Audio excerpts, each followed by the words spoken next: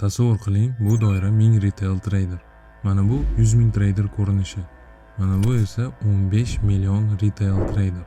Bugun dunyoda taxminan shuncha trader mavjud. Va brokerlari regulyatorga topshirgan hisobotiga ko'ra, ular 85% minusda. Albatta yo'qotilgan pullar havoga uchmaydi. Har doim bir yo'qotish ortida ikkinchi taraf bu CFD broker. Bundan tashqari, prop firmalar, fond brokerlari, kripto NFT industriya, o'quv kurslari, har xil trading skam va barcha strategiya indikatorlar bilan birga trading industriyasi bemalol yuzlab milliard dollarlik bozorga aylanadi. Va bu shunchaki katta aysberg yuzasi. Chunki har kuni investitsion banklar, hedge fondlar, pensiya fondlari, suveren fondlar, yirik kompaniyalar, universitet jamg'armalari, ETF, HFT, AMC, CPOlar barchasi ikkita yirik markaziy birjalar orqali trillionlab dollar o'tkazishadi. Va bu tizim ortida bizga qorong'u dark pullar yashiringan. Va bu yerda siz tradingda pul yo'qotib, endi comeback qilmoqchi bo'lgan retail trader.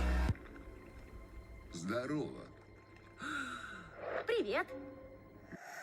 Bu videoni ochdingizmi, demak tradingda nimadir yo'qotgansiz. Balki pul yoki vaqt, balki ishonch yo asab. Vaqtni-ku qaytarib bo'lmaydi. Asablaringizni ham, ishonchingizni balki. Lekin pulni-chi qaytarish mumkinmi?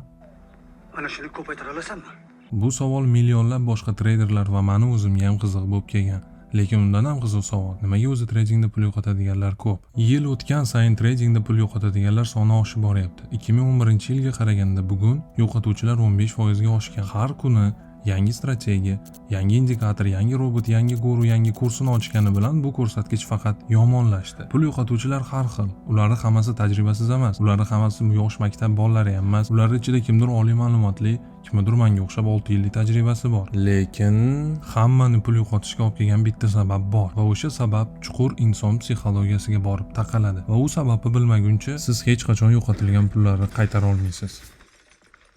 O'sha sababni aytishdan oldin sizlarga 2025-yilda trading o'zi nima ekanini qisqaroq tushuntiraman. Avvallari trading bu haqiqiy aktivlarni sotib olish edi. Oltin, valyuta, aksiyalar, egalik real bo'lgan. Bugun hamma narsa o'zgardi. Traderlar asosan spot va derivativ bilan ishlashyapti. Bu ikkita savdo farqi nimada?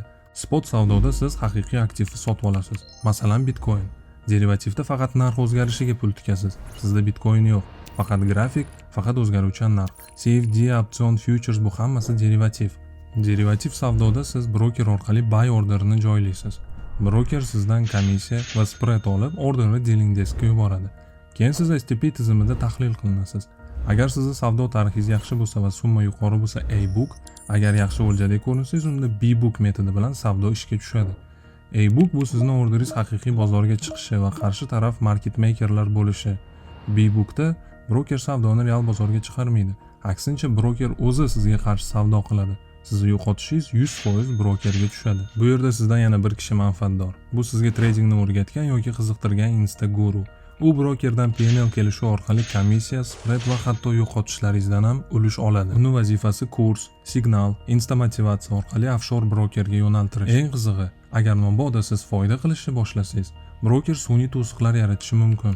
Bu spread kengayishi, narxda impuls, ya'ni juda tez o'zgarishi, stop, take, limit order ishlamasligi va hatto akkaunt bloklanish holatlari. Va bu shunchaki bozor sharoiti deb nomlanadi. Parallel ravishda broker o'zining aktyorlariga soxta hisob yoki soxta savdo tarixi bilan akkauntlar berishi ham mumkin. Ba'zi gurularning o'zining shaxsiy brokerlari bor va kuniga yuzlab retail traderlar ularning qopqoniga tushadi.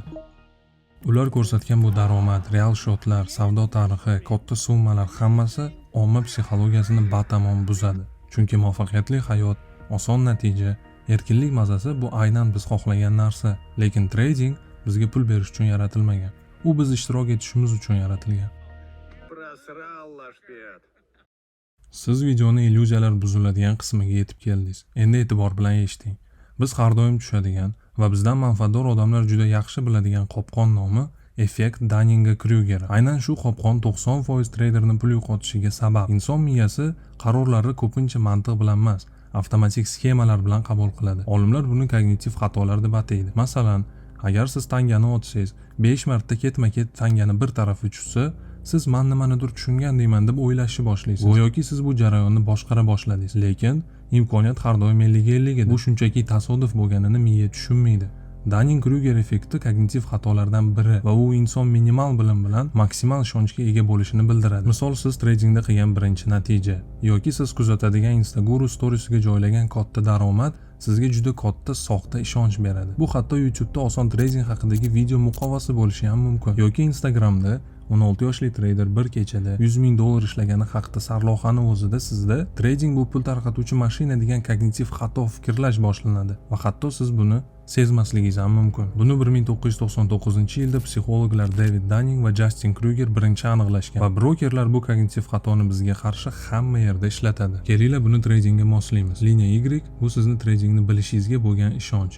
Liniya X bu sizni haqiqiy bilimingiz. Siz YouTube'da ko'rgan har bir trading haqidagi video Y liniya bo'yicha ko'rsatkichingizni uchirishni boshlaydi. Tradingda siz qilgan har bir tasodifiy natija bu ko'rsatkichga xuddi boostdek va siz tez ahmoqlik cho'qqisiga chiqasiz.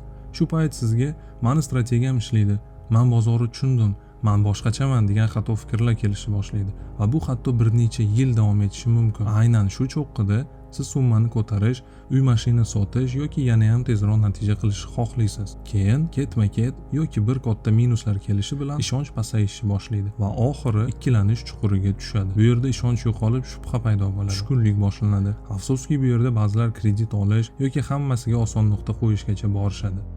Ikkilanish chuqurida ba'zilar shunchaki tradingdan chiqib ketadi. Ba'zilar yo'qotgan pulni qaytarishga harakat qilib, broker va guruni yana ham boyitadi. Siz davom etishingiz uchun broker aktyorlari sizga motivatsiya berishni to'xtatmaydi.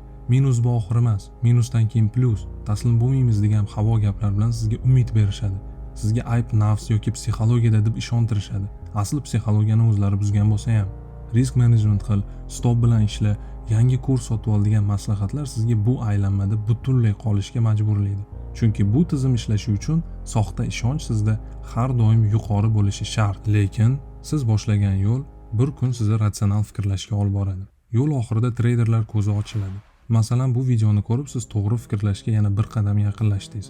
Siz hozir bozor qanday ishlashini, miya qanday fikrlashi va atrofdagi tizim qanday qurilganini bilasiz. Endi sizda ikkita yo'l bor. Tradingda qolish, lekin endi pulni qaytarishga urinmasdan yangicha yondashuv bilan ishlash yoki tradingdan ketish va vaqt, asab, e'tiborni saqlab qolish. Qarshi tomonda institutlar, banklar, fondlar, tizimlar, sizdan yaxshiroq ma'lumotga ega, sizdan ko'proq bilimga ega, sizdan yaxshiroq texnologiyaga ega guruhlar. Siz esa katta aylanmada kichik bir retail trader. Pul yo'qotish og'riqli, ishoning, men buni bilaman. Lekin sizni yo'qotishlaringiz bu xato emasdi.